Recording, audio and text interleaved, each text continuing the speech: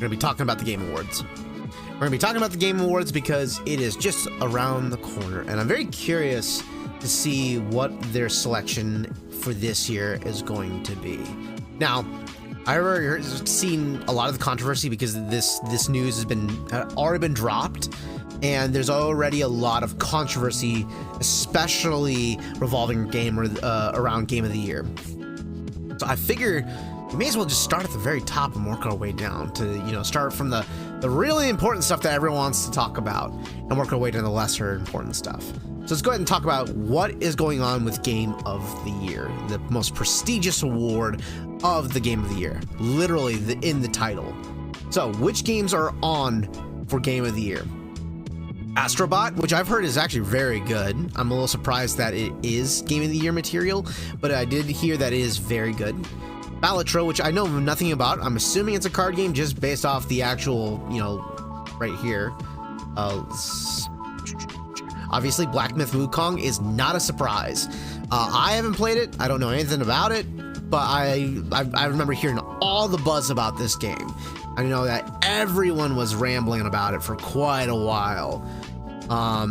Elden Ring Shadow of the Urge Tree, which I hear is fantastic as DLC, but this is clearly the most controversial element to the Game of the Year. Now, I think most people agree, at the very least a large vocal group of people agree, that DLC really should not be considered Game of the Year material. It should be in its own category. If not, it should be not a qualifier for Game of the Year.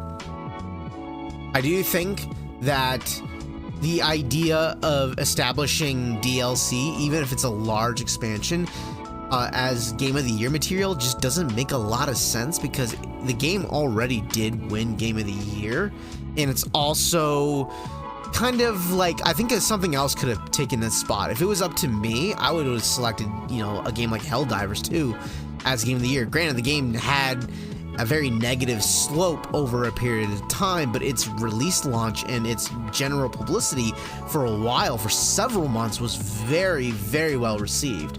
So I'm very surprised that this one was taken by a DLC slot. It seemed like the selection of Shadow of the Urge Tree could have been, could have been just avoided. There's a lot of controversy around this that I just think that it was really unneeded and just a little bizarre, honestly. Obviously, Final Fantasy VII Rebirth. Now, there is a group of people that think that remakes should not have a category for Game of the Year and they should have their own category. I don't agree. I would say that for like remasters and stuff like that, that would make complete sense, because it's literally reselling the game with a new coat of paint, or touching up the visuals. But Final Fantasy VII Rebirth is a fundamentally different video game from that of Final Fantasy VII. They are nothing alike. If anyone says that Final Fantasy VII Rebirth is literally the same game or in the same vein as Final Fantasy VII, they don't know what they're talking about. Final Fantasy VII is fundamentally a totally different game. Even the story is nothing alike. Final Fantasy VII Rebirth has deviated significantly from that of the original game. Even Remake significantly deviated from that of the original. There is a lot of overlap, absolutely, but the important story components and even some of the small ones are vastly different. It is true to its source material, sure, it's true and faithful to its original concept, but they are totally going in a different direction, and they are deviating significantly enough where I just don't think it's even in the same vein. It's genuinely its own trilogy. So I think that most people are wrong about that. I don't think there needs to be a remake category. However, I wouldn't be opposed to a remake category. I think that it is okay, but I think that a remake category would be pretty short, because you may have some years where a remake category would be included and some years where it won't.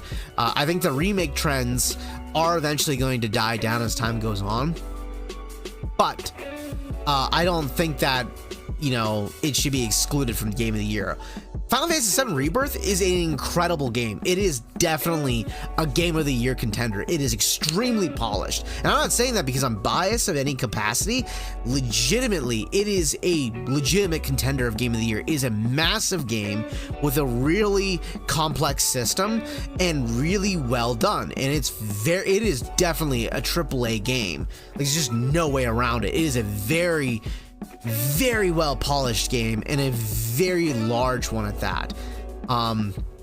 It is a contender for any of these games. I've also heard that Metaphor of ReFantazio definitely caught my interest, and I heard that it is a very good RPG, and I'm not surprised that I made it on here, but it's about time that Atlas has been getting a lot more recognition.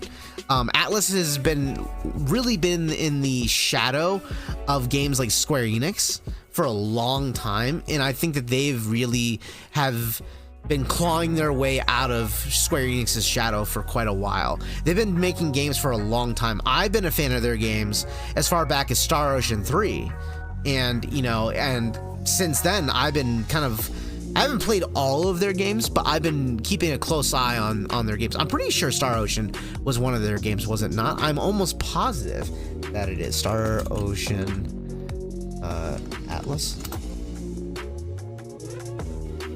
I'm almost positive it's an Atlas game. Yeah, it is.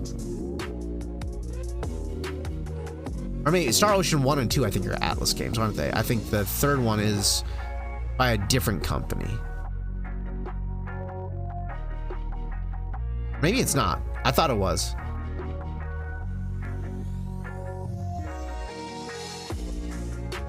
I'll have to find out here. I'm just curious.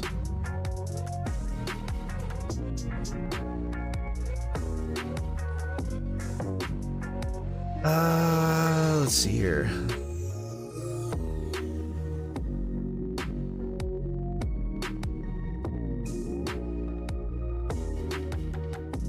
Developed by Tri-Ace. Oh, it's not by Atlas. I thought for sure it was developed by Atlas. I don't know why I thought that. It's developed by Tri-Ace. That definitely sounds familiar. Okay, I got my information wrong. In any case, I know of Atlas. I've seen their games before. What games have they done exactly? I can't remember. I definitely have seen them around for a long time.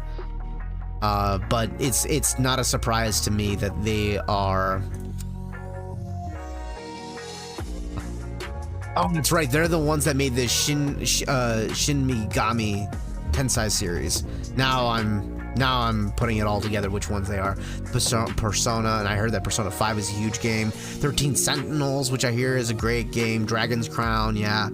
So, not a huge surprise there. In any case, it's not a surprise to me that Atlas, is finally really carving out a path for itself, but it's been in the shadow of the Square Enix projects for quite a while. All right, let's check out what's next, aside from Game of the Year.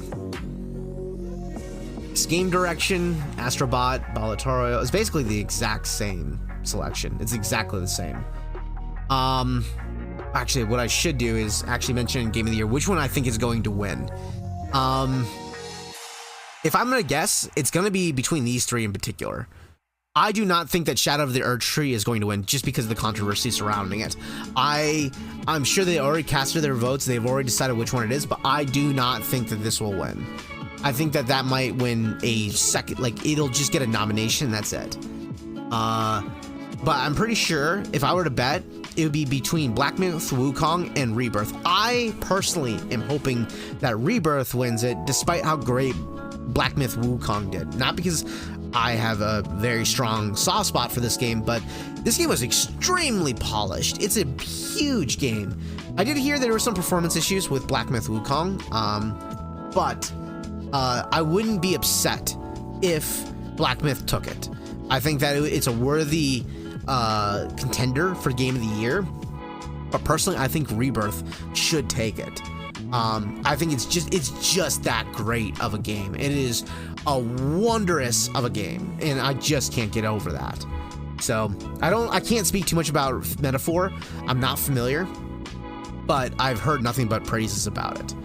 I'm also surprised that Like a Dragon's Infinite Wealth is also not on this. I think that easily could have taken Shadow of the Urge Tree's position. So that's surprising to me. Best game direction, since it's basically the entire game of the year. Award for outstanding creative vision and innovation in the game design. I think it would be these two. I'm going to be quite frank. As much as I love Rebirth, it is not innovating. It is taking what works and expanding on it. And at the very least, what innovations it does include isn't innovative enough to the gaming atmosphere that I genuinely think earns that. Black Myth Wukong probably adds some level of innovation. I don't know. I would assume so with how much buzz around it. I know that it's mostly an action adventure game for the most part, but I think what makes it stand out with its creative envisionment is that the story behind the game's development and the story that it is inspired by clearly is a contender. And I would say probably the one leading us. I would be very remiss, or at the very least, very disappointed if this one did not get best game direction. Shadow of the Urge Tree could possibly get this one. But again, I wouldn't mind a DLC getting this for best game direction. So I wouldn't be surprised if it did get it, but I would say that Black Myth Wukong probably should take it. I, again, can't really speak to metaphor.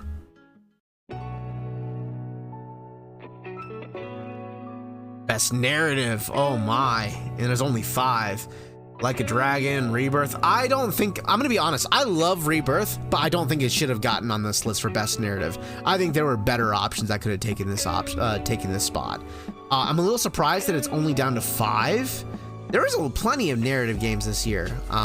You know, let's even look at it. Let's take a look here. What are some narrative games for 2024? Let's see here. Life is Strange could have easily been on here. Even if people didn't jive with its story, it is literally a narrative game. It's built around the identity of its story. Dragon's Dogma 2, maybe not so much because its narrative isn't that great. Hellblade's not a surprise. Like a Dragon is not a surprise. Did Wolf Among Us 2 actually come out? I don't think it did.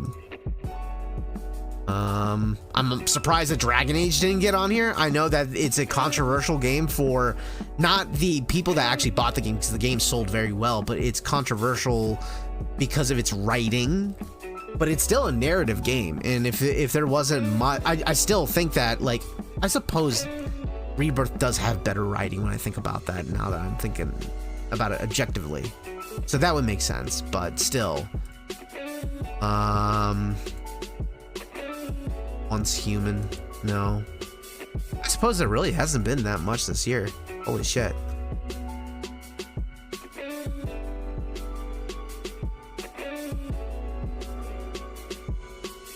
Ori, did this come out this year? I can't recall. No, that came out a while back.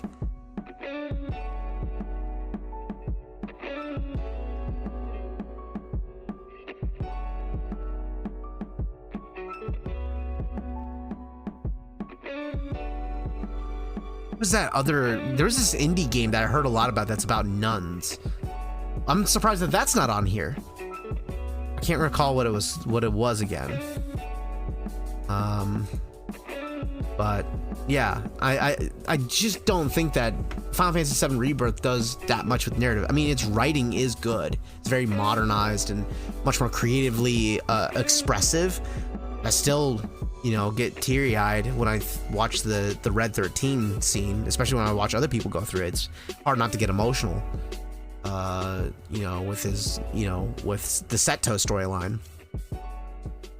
But I'm just not feeling like it could have. It's hard for me to imagine that FF7 remake or Rebirth would have won or be on Best Narrative. It's definitely not going to win compared to Like a Dragon and even Hellblade. And I think that everyone said that the acting of Silent Hill 2 is just great. So I wouldn't be surprised if this one takes it. It would be these two that I would expect to take it. But we'll see. If I were to bet between the two, it might be Silent Hill 2, because the resurgence in interest in Silent Hill 2 is massive right now. So, here the performance is just fantastic. Best art direction. This would be an easy one for me. I think that Black Myth Wukong has easily the best art direction I've ever seen in a video game in recent years. Its art direction is astounding. It should easily win this one. Neva is a very beautiful game. It's really pretty. I've never played it, but I've seen plenty of like gameplay of people like trying out the game in certain walkthroughs, and it is gorgeous. So I wouldn't be surprised. Shadow of the Erd Tree is definitely, I would say, best art direction contender. But again, DLC. I think it's on too many categories as a DLC. And I would have been fine with it being on many of these categories if it wasn't on Game of the Year, you know? I think that soiled the vision of it a little, or like this, taking this seriously. Scores and music. Oh, that's easy. Rebirth. Rebirth's music is beyond incredible. It's not that it's just a remake of the original. They renditioned it. They redesigned the music from the ground up, orchestrally. The music from the PlayStation 1 to what it is modern day wise is night and day difference. They're nothing identical. It is genuinely a new music, and it is just astoundingly good. It's not even close. Nothing comes close to it. Best audio design. If I were to guess, it might be these two right here. Black Ops 6, I doubt, seriously doubt. Design for Rebirth is actually pretty good. Astrobot would make sense because of the game design around it. But I would bet Hellblade: Senua's Sacrifice 2, or at least Hellblade 2, its audio design's gotta be fantastic. That is a whole like center point of those games with sound design. And Silent Hill 2, again, same thing. The original game captured sound design at such an incredible level that I only imagine they enhanced it significantly in the remake, considering all the praise around the game. Best performances. Ooh, wow. Rihanna has a real shot at winning this. There's no doubt about that. I'm not surprised about these ones. This one I'm a little surprised about. I'm sure she did a great job, but Star Wars Outlaws has just got such a negative outlook in the public sphere right now. Any attribution to any like acknowledgement towards the game at all is just gonna result in ire, you know, in annoyance from the populace, from, you know, people watching it. They're not gonna like that. I hear that Luke Roberts did an incredible job in his performance in Silent Hill 2. People say it's really good, but it's really hard to contend. This is actually a really competitive field between these three. I mean, this girl is incredible. Her performance in the first game is just great, and I hear that the performance in the second game is no different. Same thing with Luke. I hear that he did a great job, but Brianna also did a wonderful job with the character. So this is a very competitive field. It's going to be impressive to see what they do, or who they pick. Innovations in accessibility. Well, that's a throwaway one for me, but I know it's important, and I think it's important to have a role in an award like this. Outlaws again, and no one's going to take it seriously. Even if they did a good job on it, no one is going to take it seriously just because the negative press are revolving around this. It's just that bad. If I were them, I never would have included it just because of that. Prince of Persia: The Lost Crown, which wouldn't be surprised. Dragon Age games, not necessarily Dragon Age games, but BioWare games actually do a really good job of being modernly, like designed in an accessible way for a lot of people. So I wouldn't be surprised. Diablo 4, not surprised. Black Ops 6, this one would be surprising to me. I would be surprised if Black Ops 6, but if I was gambling on which one would win, I would expect it to be Diablo. I would legitimately expect it to be Diablo, because these games are, between that and Dragon Age, I would expect both these games to be designed in a way that's meant to be mass market appealing. And if I were to guess, it would probably be Diablo 4. Games for Impact. Oh, wow. So this is the game I was talking about, that indie game. I'm surprised that this one didn't get on the list for best narrative. That's crazy to me. I've heard nothing but incredible things about this game, and I really want to try it out.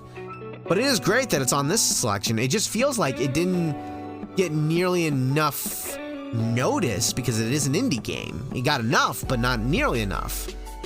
It's definitely a game I want to try out at some point in time. I'm looking forward to it. Closer the Distance. I don't know too much about it, but I'm kind of curious now.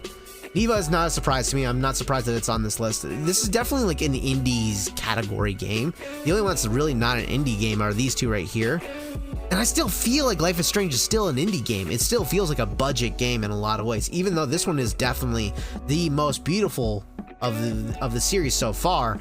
I do think that, you know, it kind of still fits in a bit of that AA budget, you know. Hellblade definitely is a game that is AAA now with its current increase in its budget, with its exclusivity deals with Xbox. However, I did hear that Hellblade was slightly disappointing to fans because they were expecting a significantly expanded game for how long it's been in development. So it kind of shows that maybe they should significantly expand the game during the third game. We'll see. I don't know if they even plan on coming out with the third game. At the very least, they should probably consider restructuring a little bit and expanding quite a bit in the future game. I know nothing about this game, so if I were to pick a guess, this one I think is likely got a good shot. I heard a lot of buzz around this in the indie side of things, but Hellblade has also got a real shot. But then again, it didn't make that much noise when it released. Like, there was definitely a lot of talk around it, but I also heard a lot of disappointment. Despite its, you know, it being very well received. Like, and I wouldn't say well received, but despite it being, you know, well done. People said that it's a good game, it's well done, but it's not, you know, it's more, if you played the first game, you're in for a rerun of the first game in a lot of ways in terms of experience. So, if I were to pick one, I would pick this one, but I wouldn't be surprised if Hellblade took it away. Best ongoing game. Okay, for best ongoing game, this is something I would expect DLC to fall into. And I'm blown away that Shadow of the Urge Tree is not on here. It would make sense to me if Shadow of the Urge Tree was a standalone DLC. Then it would make sense why it's in its category. But the fact that it's not on this list for best ongoing for me is just mind-boggling to me. My head can't wrap around that. I don't understand how they came to that conclusion.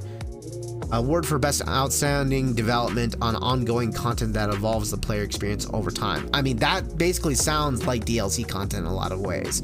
You are expanding the experience and evolving the play experience over time by adding more content to the game. I understand that they're probably typically including, like, you know, what do they call it?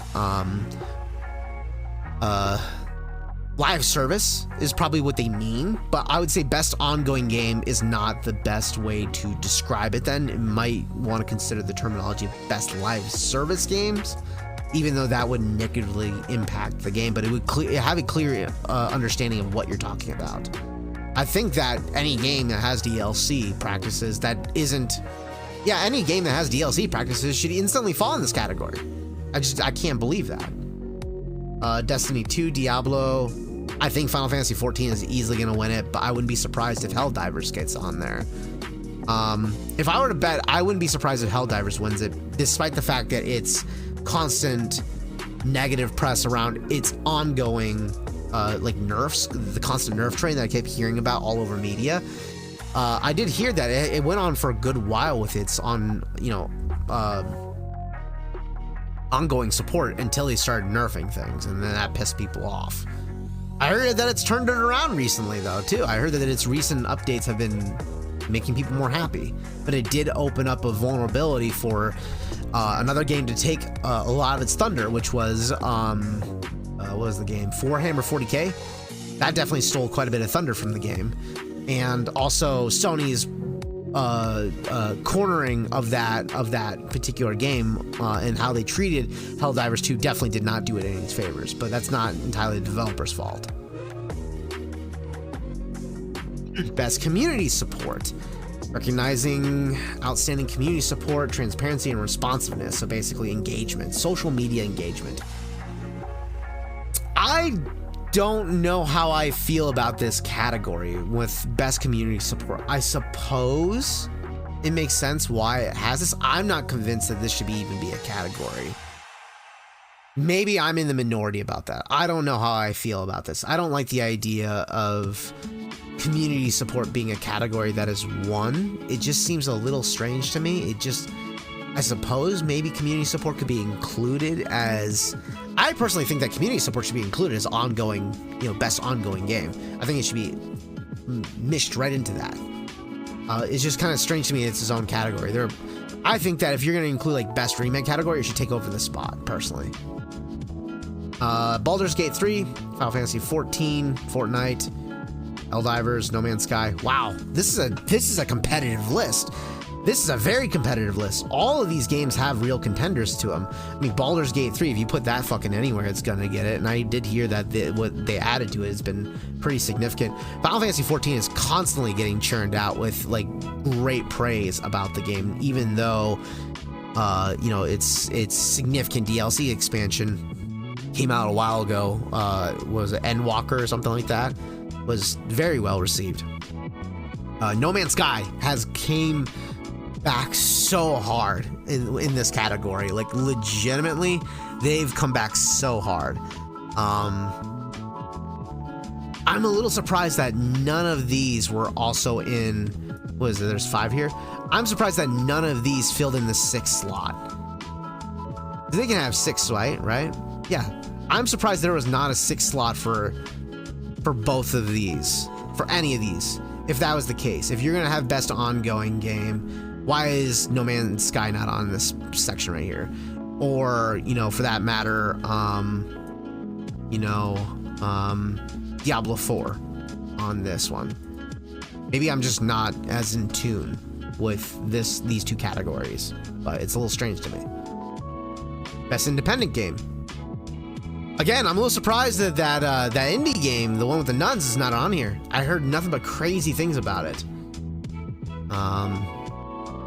Really should have fit in the 6th category. Maybe there's something about these categories where they don't want to have more than 5. That could be what's going on there. I'm noticing a trend. It must be that they don't want to have more than 5. That only the highest achieved games get 6, and it's far more competitive in that environment. So that must be that must be why. Best debut indie game made by an independent studio. I know nothing about these, but I'm guessing, considering that this game got on the got released or made it to Game of the Year, it must be great. It must be fantastic. So I wouldn't be surprised if it wins here. But I heard that Pacific Drive is really crazy. People have mentioned that this game is definitely a sleeper, and it's a game I plan on checking out at some point. This mobile game, really don't give a shit. I had to pick. It might be this one. I know of it. Yeah. I don't know shit about any of these. This is not my category that I'm aware of, but I'm just gonna guess this one. This is Game of the Year. Best VR games. Again, category I'm not entirely familiar with. However, I've heard nothing but incredible things about Arkham Shadows, so if I were to guess, it would be this one. Yeah. Best action game. Now, this is gonna be interesting. This is competitive. Black Myth Wukong would make sense to me to make it in best action game. I don't think that Call of Duty Black Ops 6 is gonna win, period. Even though I hear it's a great game. I just don't think it's gonna win. Stellar Blade, I would not be upset if it won.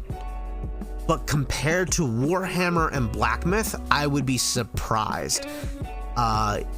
I would only expect Black Myth not to win this category because it's going to win one of the bigger categories between Best Art Direction or Game of the Year. I would expect it to lose this category and they would just get X'd out of this and basically be between Stellar Blade or Warhammer 40k.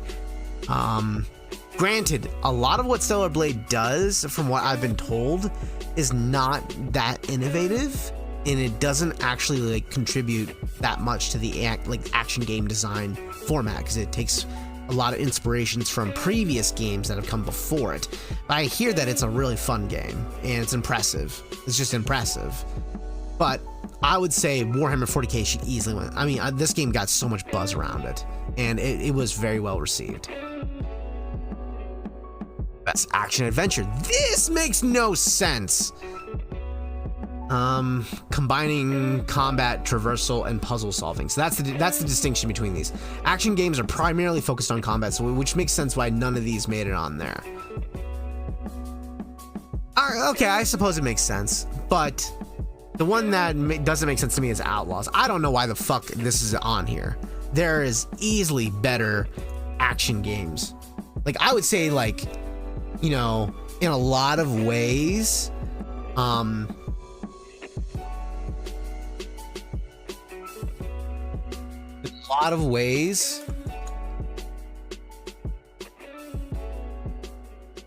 Fantasy VII Rebirth is an action-adventure game that would easily take up the slot of where Star Wars Outlaws, even though I don't think it should be on this slot. Dragon's Dogma 2 should have easily taken Star Wars Outlaws slot. What else should have been on here?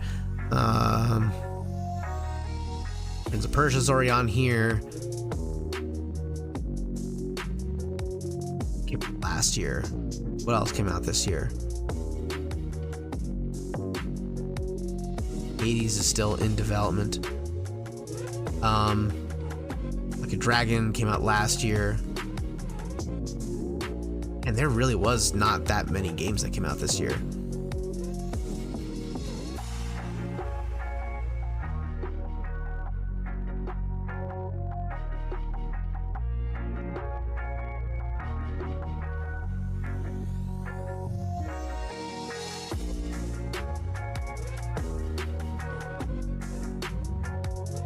I mean, I automatically would think that Dragon's Dogma 2 would easily take it. Even Hellblade 2 would easily take Hellblade's spot, easily. Definitely not Suicide Squad. There's no shot that would be on there. Dragon Age, I would even say, because even though it's an RPG, a Western RPG game, it has so much, like, action-adventure elements to it.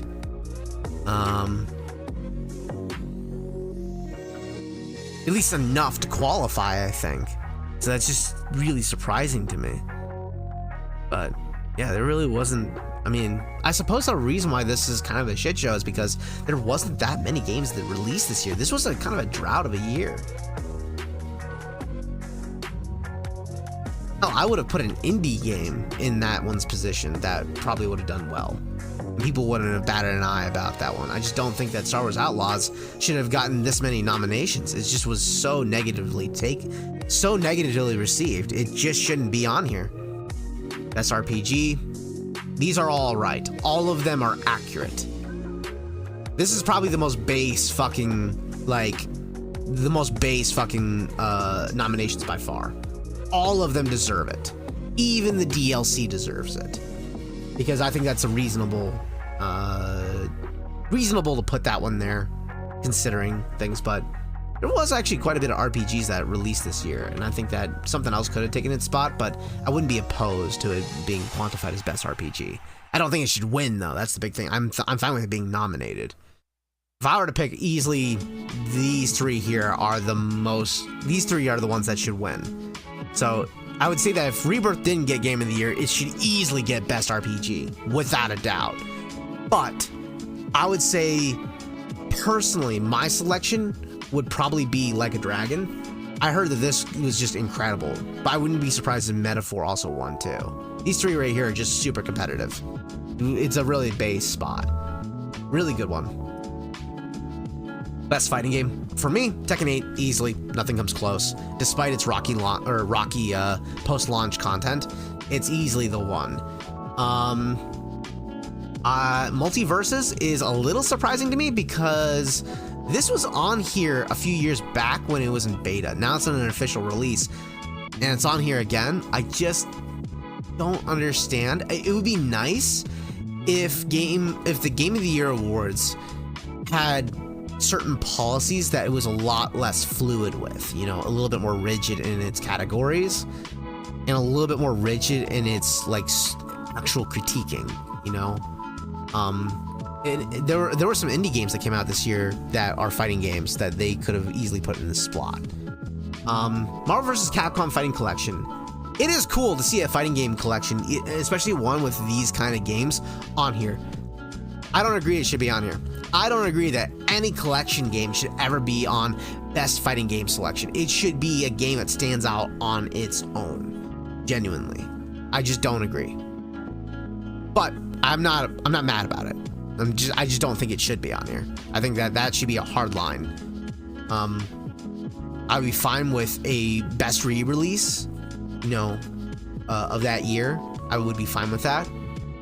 You know, re-release and collection, best re-release / collection would be great.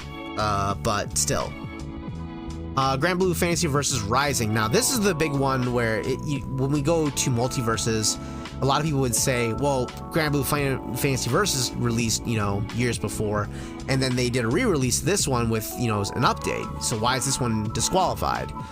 The difference was that this was a beta. This was released as an alpha and a beta, and they acknowledged it. So it didn't deserve to be on there prior. It's fine that it's on there now, but in previous releases, in previous Game Awards, it never should have been on there before, considering that.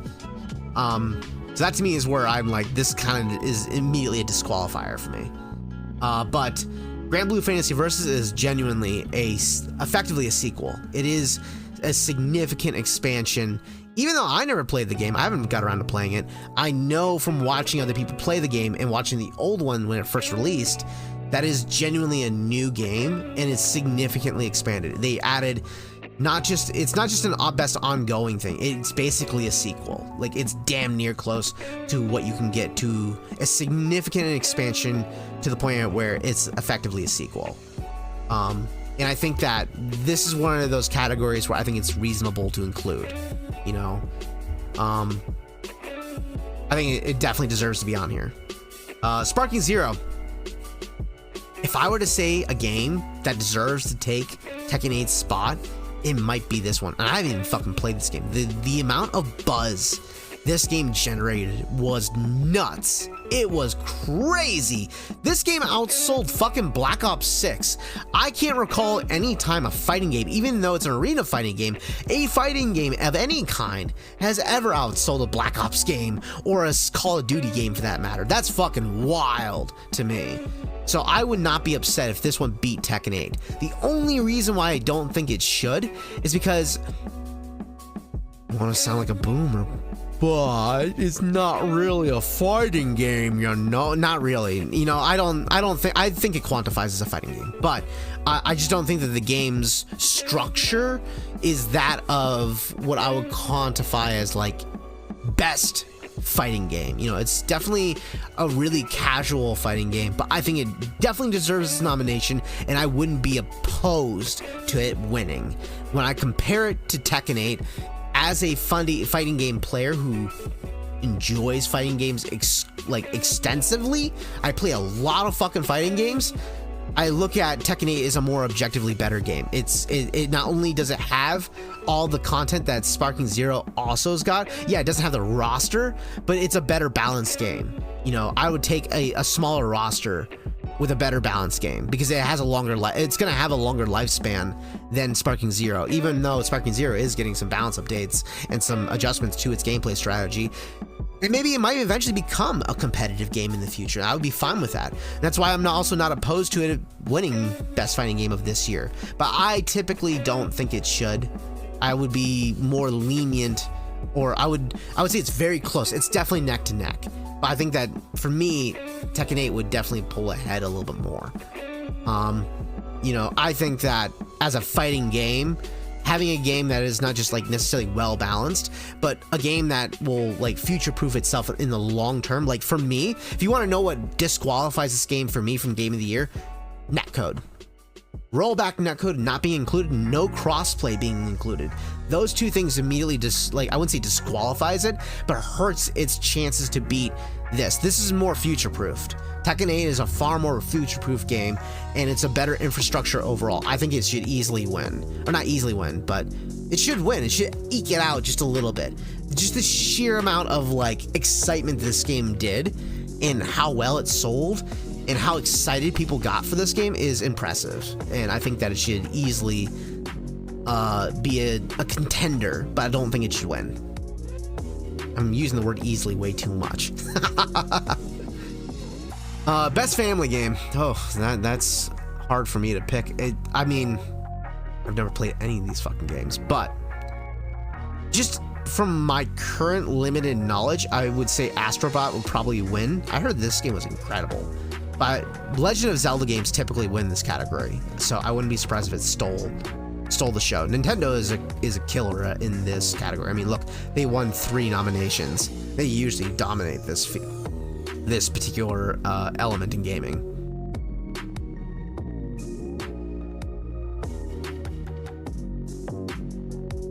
Best Sims and strategy. I know none of these. I'm not much of a Sims and strategy game player, but I heard that Frostpunk 2 was really definitely got a lot of buzz. I saw a lot of marketing behind this game and a lot of content creators really covering this game. So I'm not sure. I would just put my money on this one because I don't know any of these other ones. I know nothing about any of these other games. Best sports game and racing.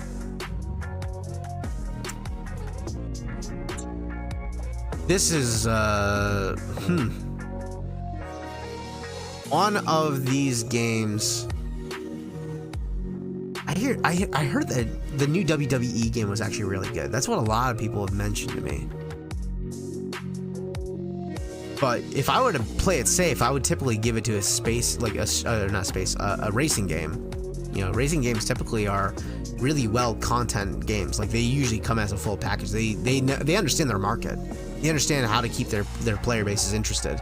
They're typically really not well designed, but like, you know, they understand what their players want from them. So they usually are like get more bang for your buck. Typically sports games, when it comes to these, like between soccer and basketball, I don't trust them at all. Football, baseball, I don't trust these games at all. They're known for predatory practices, and they usually, even if these are not having those problems, they're usually associated with that, and that's unfortunate for them if they are great games. So for me, they just immediately get disqualified. Tennis games, I usually don't hear much buzz around these games, so I wouldn't put my money on that, but I would guess WWE would win, because I heard a lot of buzz around this one for a sports game.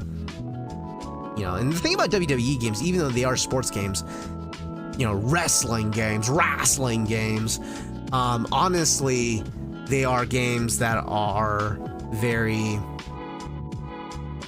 not like these games typically have a shitload of content front loaded, you know, between like career modes, story modes, cinematic experience modes. I remember the first WWE game that I ever played, and I was like blown away by how like in depth it was. Like you can create your own wrestler and have your own career and your own storylines, your own rivals, stuff like that. I thought that was crazy, and I imagine they've gotten probably better, unless they haven't. You know, but I heard a lot of buzz around this one. Best multiplayer. This is a tough one. I would say this one's disqualified, not because it's not worth it or doesn't deserve it, just I don't think it's going to win. So between these, I don't think Black Ops is going to win this year with best multiplayer. If I were to guess, it is going to be Helldivers and Warhammer. But obviously, I think Tekken 8 deserves a really good chance at winning because of its online infrastructure. It's literally its online infrastructure. It's not like it's better than Street Fighter 6, but it's pretty fucking good. It's pretty good. But Helldivers just came out swinging as a AA game. It came out so fucking swinging, dude. And so did Warhammer, dude. These two games, I think, easily deserve it. I would say it is literally a 50-50 chance between Warhammer and Helldivers. It's a toss-up. A flat 50-50. Either of those could win. Best adaptation. Oh, Arcane. Yeah, oh man. But then again, Fallout was so fucking good. Shit. Yeah. Fuck me, dude. This is a tough one between these two. I think Fallout might actually take it. As much as I really like Season 2 Arcane, God, I genuinely think that Fallout's gonna take it, because if this wasn't a season finale and it was just considered Season 2, and if there was another season coming out, I think Fallout would easily win then. Because they know that the third season would probably be like a magnum opus. One of the biggest issues with I wouldn't say issues, but I would say a critique I would make about Season 2 is the pacing is really fast. And it's really clear they were just kind of running through the story as quickly as possible. It was really fast. It was a great experience. Oh my God, I got emotional a couple times in this. And it's really hard for me to get emotional. But I was so enthralled the entirety of the Fallout show. Like, no, there's not a bad episode. All the episodes are engaging. And none of the episodes are bad in Arcane either, but there is definitely some pacing kind of going on there. It's definitely a bit of a toss-up, but if I were to guess, I would say Fallout kind of has the lead here, and I would put my money on this one. This is the one I would pick. But God, it's really hard between Arcane. I really liked that second season. I think the first season's a little better in my opinion, but the second season's great. Most anticipated game. Death Stranding, really? I'm a little surprised that Death Stranding's on this list. I think that Death Stranding's only on this list because it is I hate to say it, Hideo Kojima game, because it is a Kojima game. And I am excited to see. It's definitely on my most anticipated game for me. But I don't think a lot of people are very excited for Death Stranding 2 because of its gameplay. I think they're excited for its story, and they want to see where the story goes. And there's definitely a lot of people that feel conflicted, and it's a very mixed bad game for a lot of people out there. So I don't blame people for feeling a little hesitant about the game. So I'm a little surprised it's on here. I just hope that when they release the second game, that Kojima learned a lot of lessons from the second game and really added in more obstacles. That's the big problem with the game. There's just not enough obstacles, not enough combat, not enough puzzle solving. It's too much of a simulator game. That's the problem. Ghost of Yotai has easily got to be on that list. No. I take that back. Grand Theft Auto 6 is going to win. Easily. You can't beat a Grand Theft Auto game. Ghost of Yotai for me would be, I would say, if it wasn't Death Stranding 2, I would say Ghost of Yotai would definitely be up there. But Grand Theft Auto 6 is easily going to win. But all these are worthwhile contenders except for maybe Death Stranding 2. I think a different game could have taken Death Stranding's spot. Because it's just such a divisive game. It's so divisive. As much as I love the game. Best Content Creator of the Year. I don't know any of these guys, but I know this VTuber. So, VTuber then. Best Esports. Oh. I'm a little surprised that a fighting game is not on here. I'm surprised that Street Fighter 6 is not on here. Because fighting game esports right now is really kicking off. It may not be at the same level as League of Legends or Valorant or Dota or Counter-Strike, but my God. Evo last year, or this year, was so fucking successful that they had to expand the actual stadium for all those people. It is mind-boggling to me that a fighting game like Street Fighter 6 is not on here because of how successful it has grown in the esports competitive atmosphere. That to me is just wild. But if I were to guess, it's probably going to be League of Legends. League of Legends is huge, and Valorant is also very big too, but I would say it's probably going to be League of Legends or Dota. No, but I don't think that Counter-Strike is going to be the winner. I'm a little surprised that a mobile game is on here. This easily should have got caught out, and then Street Fighter 6 should have taken its spot. You know, I can't believe that. Esports athlete. I don't know any of you guys. 33. It's an easy number for me to remember. That's esports team. Team Liquid. It's the only team that I'm really familiar with. I don't really follow these esports teams in these games. I'm not as familiar with them. No voices have been ushered yet. So yeah, that is the Game Awards. These are our nominees, and like I mentioned before, it's definitely going to be an odd year. It is one of the years where I think that I think a lot of people that are getting like uppity about the whole Shadow of the Urge Tree thing, I don't think they need to worry. It's not going to win Game of the Year, even though it got a nomination. It's not going to win. Between Rebirth and Wukong, I would be fine with Wukong winning, genuinely. Even though I think that Rebirth should win it. It's such a big game. It's such an incredible game. If you have not played Rebirth and see the scope and scale and the what they were able to do, I cannot believe the game exists. It genuinely is like it made me feel while I was playing the game like I was playing The Witcher 3 all over again. That just the large scale of it, the cinematic experience and the writing is great. The moment to moment gameplay is fantastic. It genuinely is that kind of beautiful experiential game, you know, that kind of game where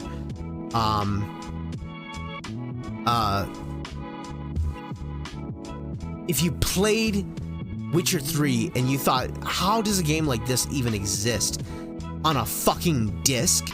It literally is Rebirth. Rebirth is literally that big. It is amazing that they were able to push the boundaries of technology as far as they did on a fucking console, on an exclusive console. The only reason why people aren't talking about this game being Game of the Year is because not that many people got to play the fucking game because it was a console exclusive, which is the biggest drawback to this game. It is the fact that this game was cut at the knees, sold at $70 as a console exclusive. It was the biggest disappointment about its success. It is that good of a game. It is really that good. So it just blows my mind. But I would be okay with Black Myth taking it because this game did generate so much buzz. But I personally think that Rebirth should win. I just think that it is that. Its contributions to its to games is that good. Even though it doesn't innovate, it's just what it was capable of doing and how polished the game is. It is that impressive. But I wouldn't be upset if Black Myth took it because Black Myth, for how small the team was, despite it having some bugs from what I've been told, how small the team was and what they were able to do from a purely artistic direction, and for how engrossing the game was, I wouldn't complain. No, but I think these two are the real contenders here.